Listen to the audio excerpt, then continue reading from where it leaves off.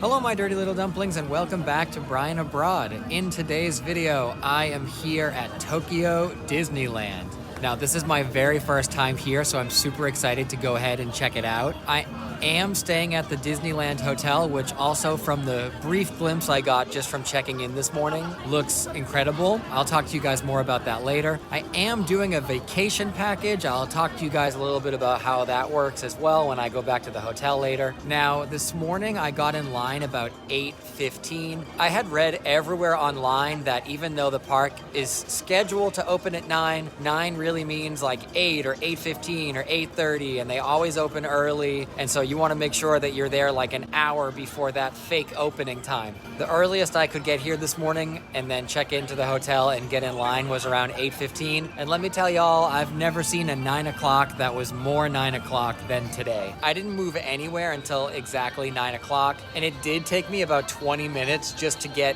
into the park this morning. Originally, I thought, oh, they open early. I'm gonna go in. I'll try to get in line for a Mickey waffle because people wait for literally hours here for Mickey waffles. Maybe I'll do like a quick ride or two, and then at 9:30, I have Beauty and the Beast scheduled.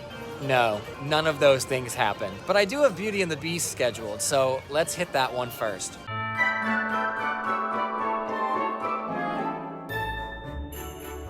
Holy moly, this theming is amazing.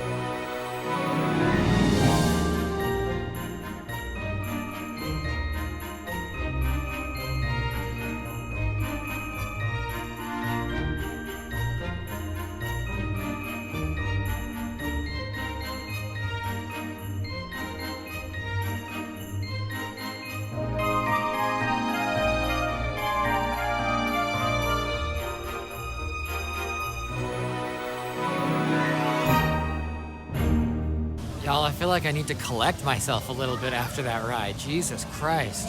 That was one of the most beautiful. It was just amazing.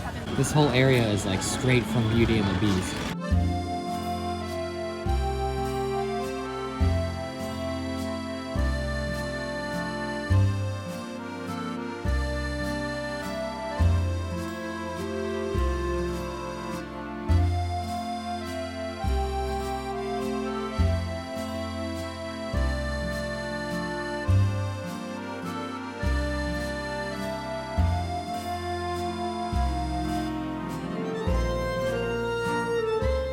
guys, that ride was incredible. Like, it made me emotional, even though I'm not even like that big of a Beauty and the Beast fan. But like aesthetically, it was just so pleasing. I don't know, like it kind of reminds me of growing up in the 90s and like that Disney Renaissance that like my generation was part of. And it just made me feel good inside. I'm giving in to the hype.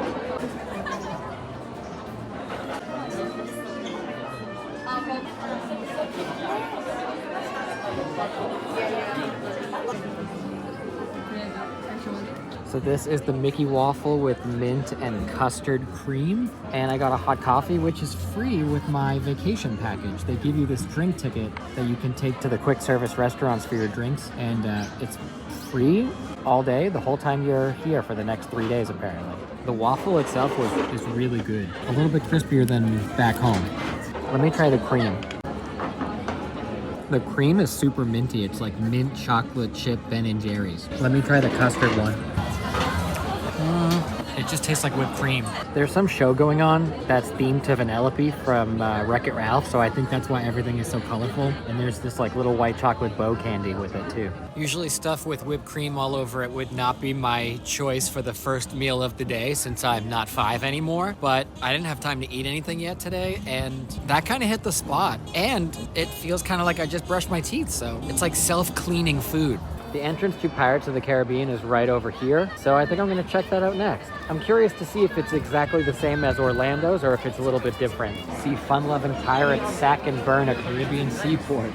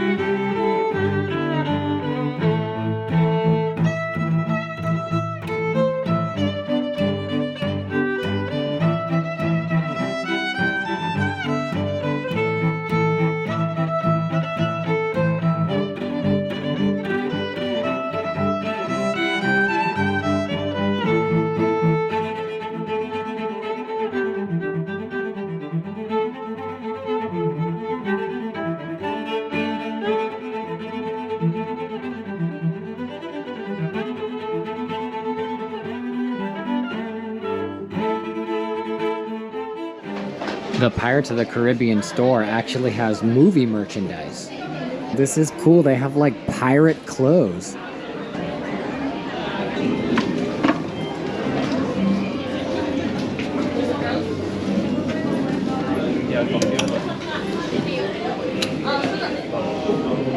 The exit to Pirates of the Caribbean leads to New Orleans.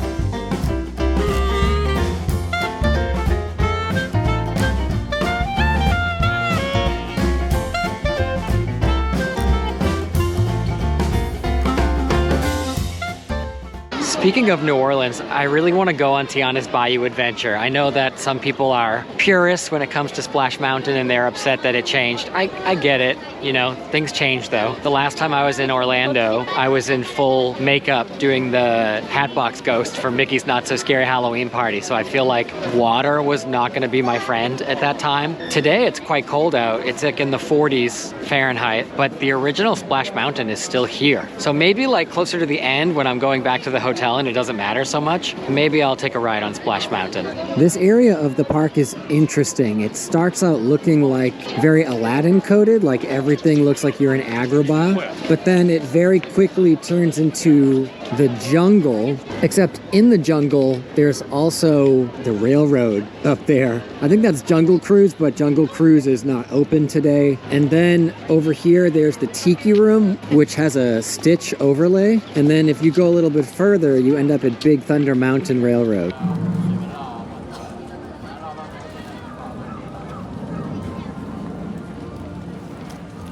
There are so many lines here for everything. Like all the popcorn booths have mile-long lines. This line seems to be for a teriyaki chicken leg. All right, so this is the teriyaki chicken leg. I did see online while I was already waiting for it that this is supposed to be one of the kind of must-try foods here, which is probably why the line was so long. They only serve one thing though, so it moved pretty quickly. And I'm gonna go ahead and try it out and see how it is. It smells pretty good. That is a pretty damn good chicken leg.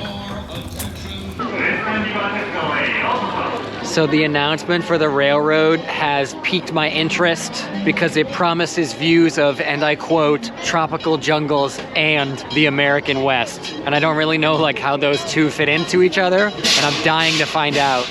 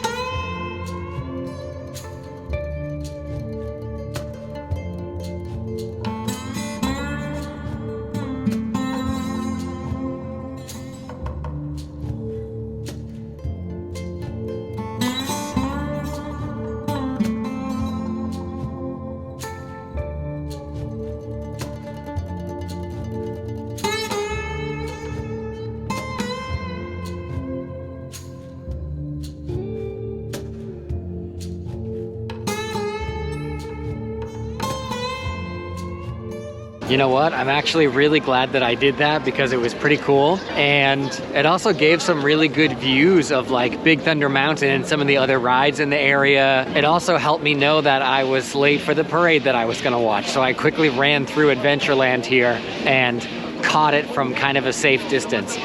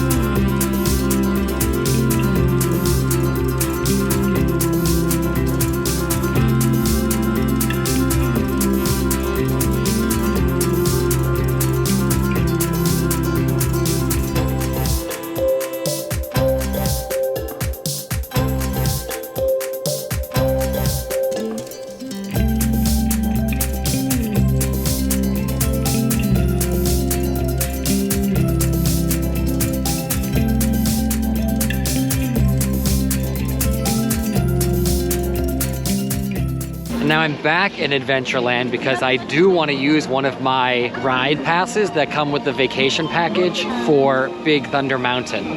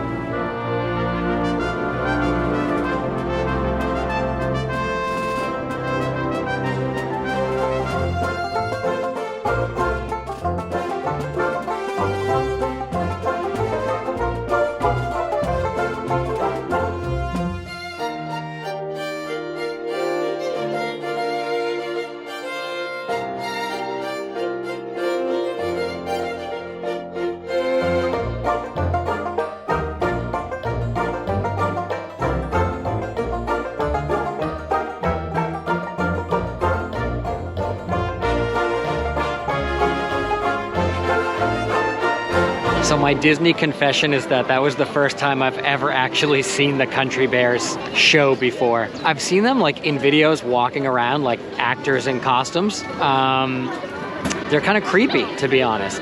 It's like the mouths. Something about the mouths is a little bit weird, but at least I can say that I've seen the show now. The show is fine. I mean, some of the music is nice, but I was just curious because I've never actually seen it before. I'm gonna try to use one of my attraction tickets for Big Thunder Mountain and see if it works. It worked, and I'm on my way.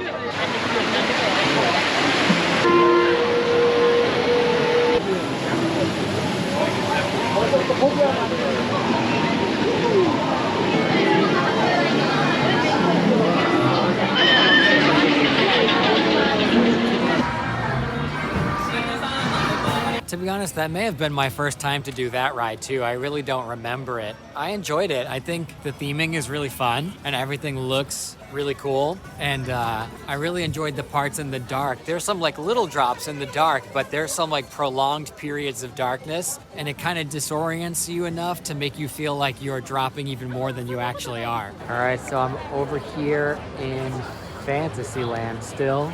I guess this is still Fantasyland. And there is the Haunted Mansion.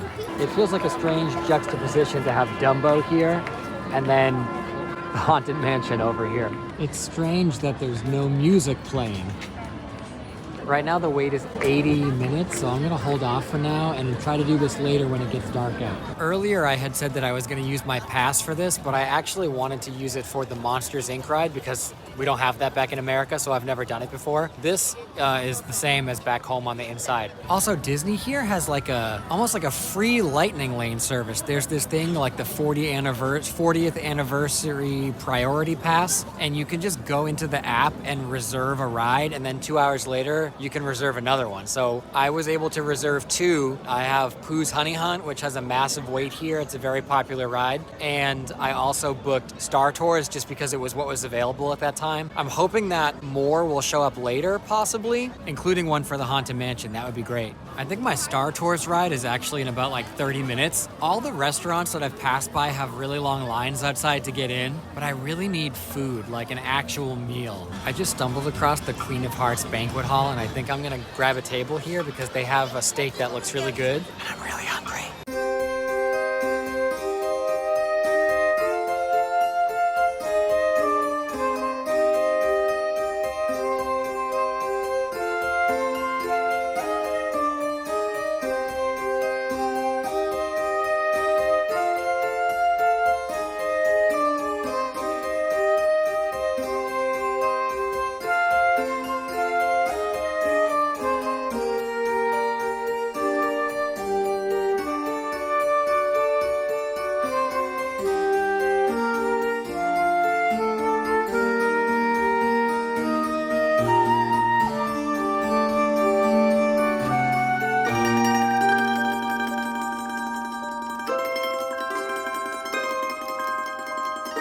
This steak is so good. I don't know what's in this sauce, so I'm tasting like a sweet onion kind of taste, but it's so good. Man, you ever like eat something and then when you're done, you're like, I needed that. Like that's exactly what I needed. That's what just happened with that food. It was like exactly what I wanted, but I didn't know that I wanted it. Right now it is time for my Star Tours ride, so I'm headed back to Tomorrowland so I can check out Star Tours.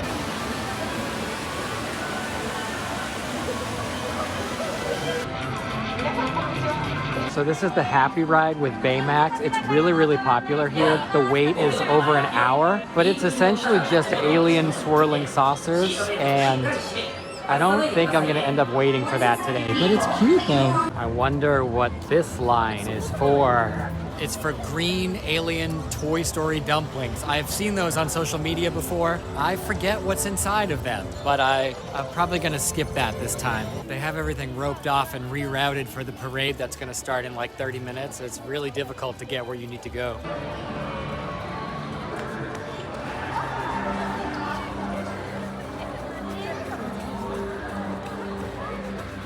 That looks cool. Star Tours is right over there. The architecture is really cool. It's like, how can I explain it? It's like 90s futuristic. Everything here reminds me of the 90s. Like this is what we used to make in the 90s when we wanted things to look like they were from the future.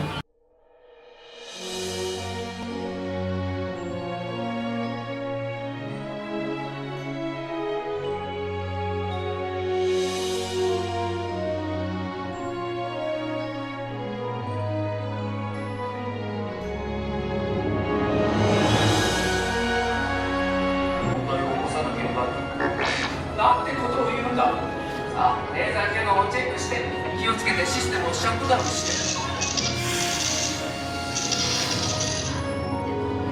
るほど。ああ、そうか。文体もクラシックな日だ。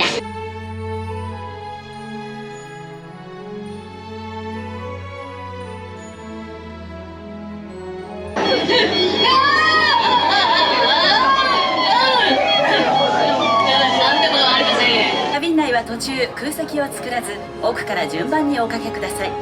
銀河運行法により手荷物は座席の下のネットに入れるように定められています。これで終わりだ。あばよ。ソニックボムだ。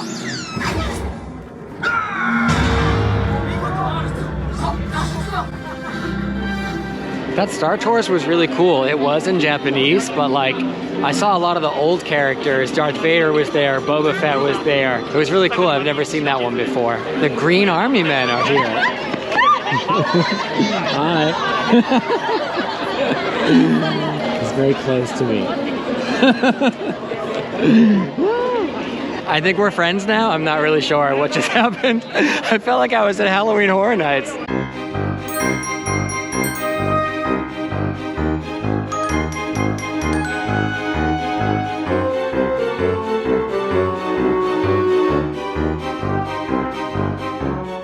All the crowd calendars that I looked at today said that the crowds were going to be light, and if this is light, I would really hate to be here on a busy day. I'm trying to get over to Tomorrowland Terrace because I want a cinnamon churro and I need some more coffee.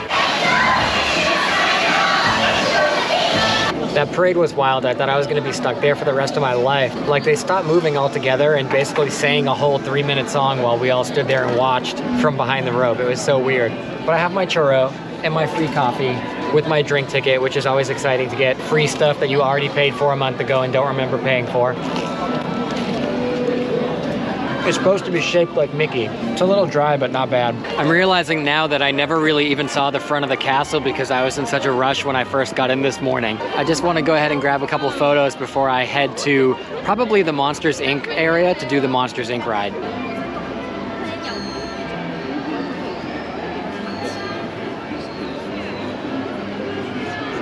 All right, I made my way back to Monsters, Inc. Ride and Go Seek. I'm gonna use my last ride ticket for this and then probably head to the Haunted Mansion afterwards.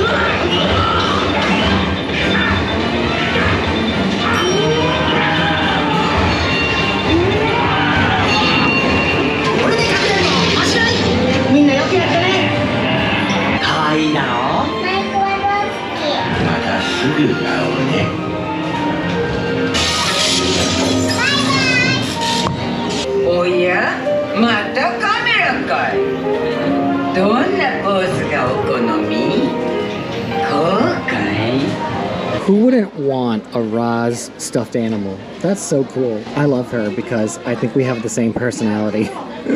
You guys, that was super fun. Like, that was super fun. And it makes me more excited for the Monsters, Inc. stuff that's going to be coming to Disney World in Orlando eventually. I know that it stinks that the Muppets are kind of like losing that area for that, but at least they'll have Rock and Roller Coaster. I'm not a purist. I think with certain things, I would be like really devastated if they changed it. For example, the Tower of Terror. If they ever put hands on the Orlando version, since it's the only one now, that would be very unfortunate. But I do think that like as time goes on, things do need to change. Otherwise, it's like you kind of get a little bit bored. You don't want it to always be the same every time. That ride was cool. On some blog, someone was complaining that they were bored. I only wish that I figured out sooner that you were supposed to use the flashlight and shine the flashlight on the monsters. It's basically like the Men in Black ride from Universal in Orlando. And like every time you activate a monster, it does something. And if you don't activate it, then you'll never know. So it's kind of cool. I was kind of like filming and enjoying the scenery. And then I realized, oh, this flashlight can come out. Totally missed that. But it was really cool. I really like that a lot. You know what's interesting about Tokyo Disneyland is that it's very open. There's a lot of open space to stand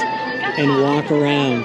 There's not like stuff everywhere. Look at this giant pathway that leads down to the castle. There's so much walking space.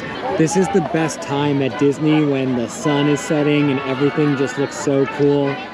The sky is such an awesome color with the castle in the background. There's nothing like it in the world.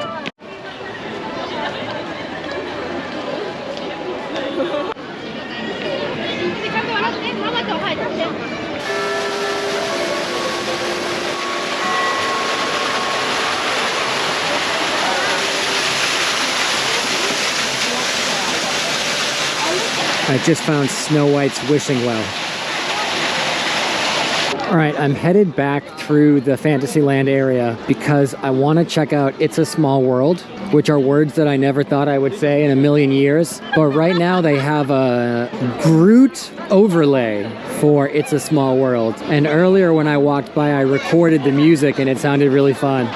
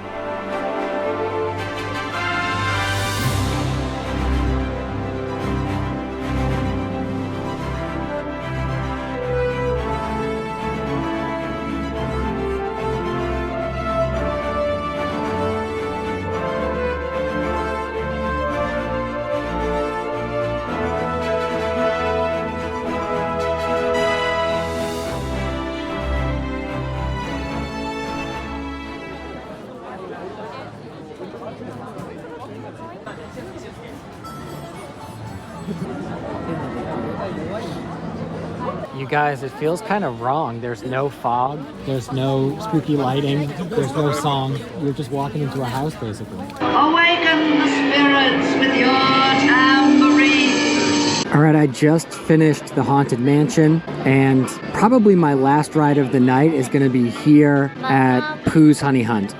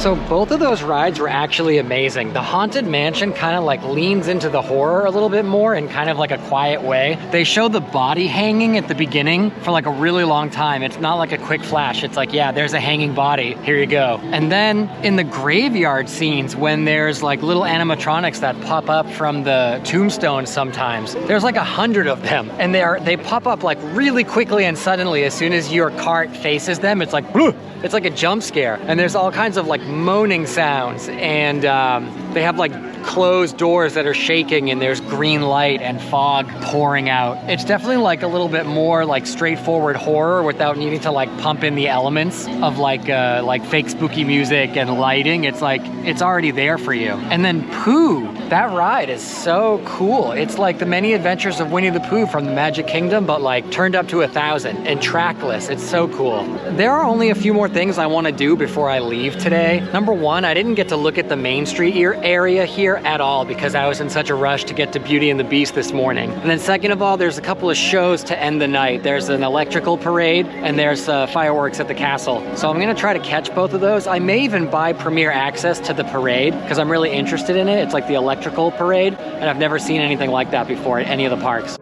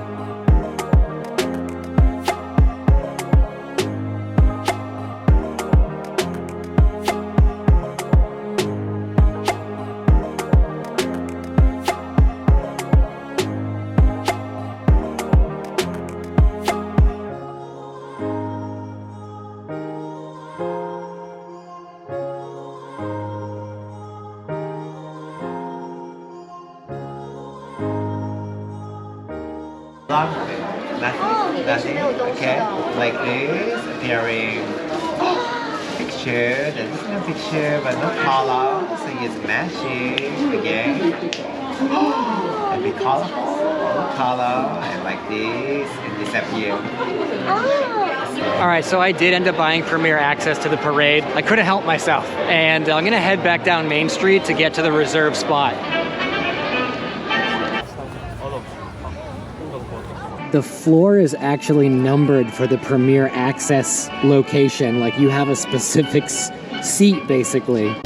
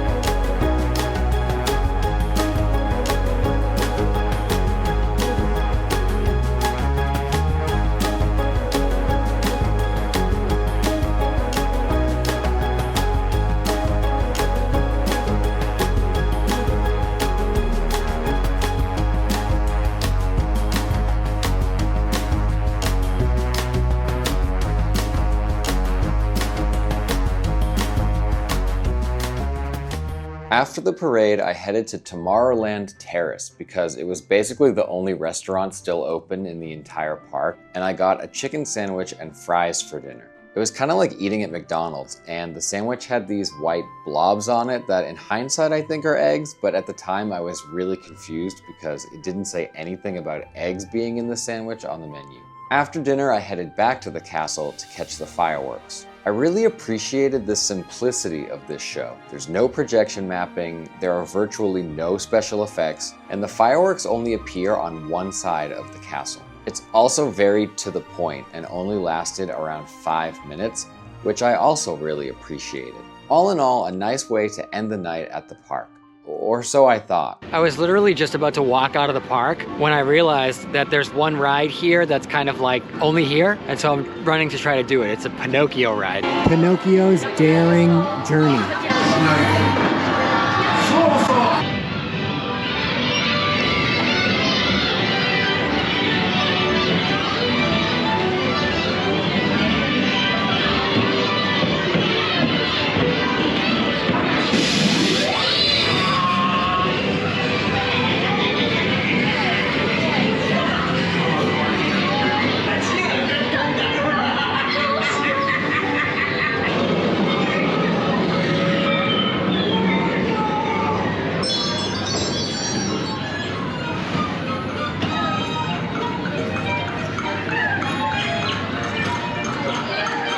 That Pinocchio ride was a lot. Everything was happening so fast. It reminded me of like the ghost train that they put up at the local fair, and it kind of like whips you around the corner to look at all the monsters. But it was like where do I put my head and when? I'm glad I did it. I thought it looked like very visually cool and kind of old school, but it was just so fast. I was like, I don't know where to look. Bye, Tokyo Disneyland. All right, let's go back to the hotel. Oh, we're here. I've never stayed at a hotel that's so close to the park before in any country ever. Amazing. All right, so I'm back at the hotel. I don't have like a really fancy setup with lights or anything like that, and the light on the GoPro is so awful, it makes me like purple. So I'm just gonna be a little bit dark for this part of the video. I'm really sorry about that. And you might hear the Disney outside. People are leaving and going home. The park is still playing music. Sorry about that as well. Yeah, I just want to talk to you a little bit about the hotel and the experience today overall. I did sign up for one of the vacation packages. When you sign up for the vacation package and you check in, they give you this folder here. Inside the folder, you're going to get these individual perforated tickets. I'm not going to show you the other side of the ticket because it has like my full name on it, which is a little bit weird. I can show you this one though because there's nothing here. It's just like a blank ticket, okay? But they look like this, and on the ticket it's going to say, okay, this is your Disneyland ticket, this is your Disney Seas ticket, this is your 9:30 Beauty and the Beast ticket, etc. The hotel is nice. And I'm gonna say something that sounds rude. It's gonna sound like an insult, but I mean it in like the best way possible, but it's 90s nice. It's like the hotel that Macaulay Culkin stays in Home Alone 2. It's like what you thought nice and expensive and ritzy was when you were a kid growing up in like 1993. There's like enormous glass chandeliers and super high ceilings and all these weird prints that don't really match together, but at the same time, like they all look expensive enough that you don't physically throw up from all the different experiences that are going on in your life at that moment. There's a lot going on, but like it's like 90s nice. Everything about today, I kept getting like flashbacks to the 90s. In the parks, I was seeing like all these like Disney Renaissance movie characters on all the merchandise. Genie was everywhere. I saw Ariel. Beauty and the Beast obviously has a big presence here because of the ride, which is fucking amazing. I didn't go to Disney in the 90s because we weren't that family. We didn't have the means, which is why I'm probably obsessed with going as an adult. It's like helping my inner child in some ways that didn't get to go. But I feel like this park kind of gives me the feeling that I used to get from Disney in the 90s, or like when I used to see commercials for Disney on TV and think like, oh man, like I hope I can get there someday. That feeling of what I thought Disney would be like is like actually what Disney is like here. You know, everyone always says like Tokyo Disney is the best Disney park. Everyone online, all the Disney fans always say like Tokyo Disney is the best. I can understand why. Like, it is cleaner. All the animatronics seem to be in good condition. People in line don't leave like trash all over the place. People don't act as much of a fool here as people do back in Disney at home, I feel. I think it's just a culture thing because of how sort of like polite and manner-based Japan is. Everything works well. I mean, like, even the floor is numbered, so when you have priority access seating for a parade or something, it's like, okay, that's your slot, don't move. The other good thing, which they also do at Shanghai Disney, is they were like, don't stand up. So nobody was in your way. Like, it's a little bit slanted, the ground, and everyone's just sitting there, and you can, you know, hold your phone up, hold your camera up, you're not in anyone's way, no one's ears are in front of your face. Like, that's the best. Watching a whole parade while you just sit down and relax at the end of the night at 7:30, that's the way to go. With my vacation package, I got some tickets that like I don't even remember being part of the package. There's tickets for goods. There's some sort of like popcorn bag type thing. If I exchange it before I edit this video, then, which I will, then I'll pop it in somewhere here. I also got a voucher for a shoulder bag, so I'll show you that. It's just to wear around your neck, wear around your shoulder, and put stuff inside. I'm not going to use it. I have enough of these kinds of things. Plus, what am I going to put in here? Gum? The other thing that's part of your package, it said like goods voucher, and I was like, what does this mean? And even the lady in the hotel who was talking to me was like, yeah, I don't really know. Just go to the places that are listed on the back. And I went right into the store that's in my hotel. There are 2 full-size stores here. One is just like park merchandise. One is basically a full convenience store, like the kind that I've been eating from sometimes here when I'm in a hurry or I can't find better food somewhere. It's like going into Family Mart or Lawson's. They have sandwiches and like microwavable meals that are already prepared for like 400 yen. Could you imagine going to Disney in Orlando and picking up like the cheapest sandwich imaginable and not having to pay $10? It's really cheap. Things are not like out of control with prices here. $6 for a bottle of water. It's not like that here. Sorry. I got sidetracked. I went to the store and I said like, hey, I have this ticket. What can I get? And there's actually 3 options. There's like a glowing light up bracelet. That's definitely for kids. There was, to be honest, I don't remember what the second thing was. And then the third thing is a blanket. And I assumed it was like a baby blanket. Like the picture made it look small. And he's like, oh no. And he like opened it for me. And it's like a full-sized Disney blanket. So I'm going to open it and show you. As you can tell, I haven't even opened it yet myself, but he showed me what it looks like. First of all, it comes in this like old-timey suitcase-looking bag. It says vacation packages on it, so you know that you're part of an elite bunch of idiots who spent way too much money to go to Disney. And then this is the blanket. Like, that's a good-sized blanket. If you're curled up on the couch, yeah, it's not huge, but, I mean, it's big enough. Now, I'm going to just quickly mention like 3 things that I noticed on my first day that are maybe not as good as some of the other things that I've experienced here so far. The first is that Tokyo Disney seems like very loud and like there's just music every step you take. There's not like one area I feel like where you can go for a second and have like 10 seconds of peace. If you're like an easily overstimulated person or you have like sensory issues, I'm sure that the amusement park is not necessarily a treat for you no matter what. But because I am trying to film, I'd be like, okay, like I just did this ride, let me talk about it. And there'd be music playing for this area and you're like, oh, let me just walk away and go over here. And as soon as you're there, the music from this area immediately blends into this area, and so there's a constant soundtrack going at all times. And then I'd go to these little like dead areas that aren't even really being used, and there'll be like a speaker in a tree. I don't know, even not filming, I kind of just find that like a little bit off-putting because I'm used to there being at least like, oh, there's like a weird like overflow area that's not being used right now. Let me just go stand there for a second and talk to my friends or check my phone or just have like a second. And I found that didn't really exist here today. The other thing that I think is a little bit strange is that if you stay at the Disney hotel, you get something called Happy Entry, which lets you into the park 15 minutes before non-hotel guests. But it doesn't work on the day that you check in because you're not like technically a guest yet until 3 o'clock. I think that's kind of crappy because obviously you're going to be staying at the hotel that day. I don't think it's going to kill Disney to give you 15 extra minutes considering how much money you pay for all of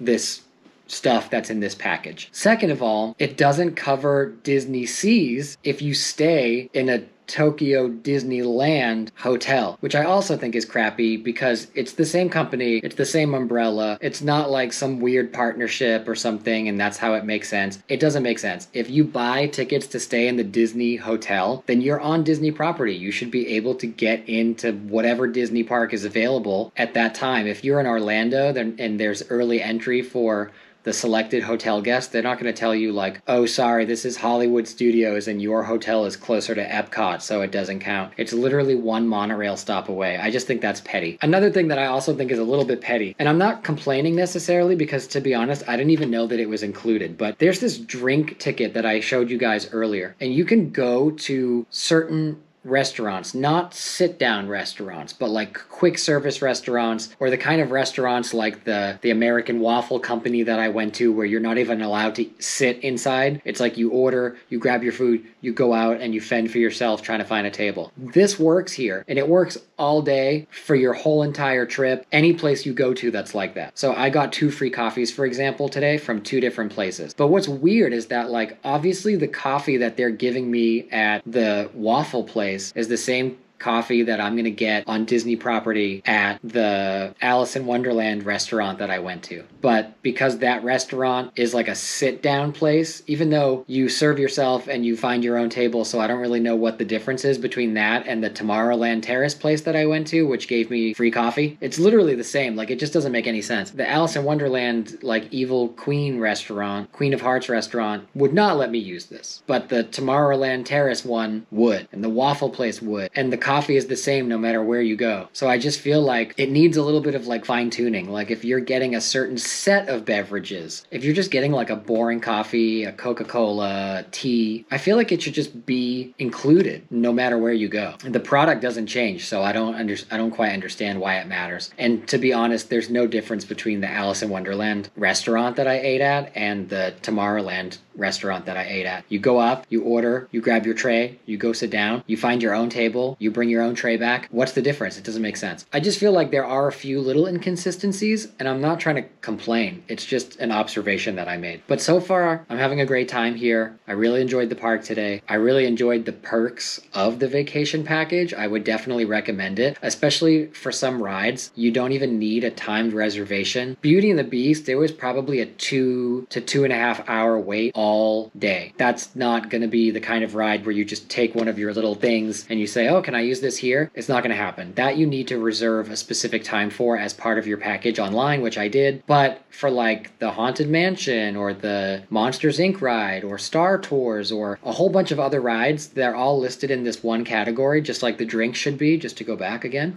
You just rip it off and it just says like participating attraction, and you're like, hey, I want to go on this. I want to go on Monsters Inc. right now. And they're like, okay, here you go. And you get to go to the Fast Pass lane. So that to me is really cool. I'm going to be taking advantage of that for sure for the next 2 days. With that being said, thank you so much for joining me on today's video. I have 2 more days left. One of them is Tokyo Disney Seas, and one of them is Disney Seas with the passport for Fantasy Springs. So I hope you'll join me for those 2 days as well. And if you like this video and you want to get notified of when I post again, please remember to click that thumbs up, hit the subscribe button, and ring the bell so that you get notified when I upload the next part of my Tokyo Disney series. And I'll see you guys in the next one. Bye-bye.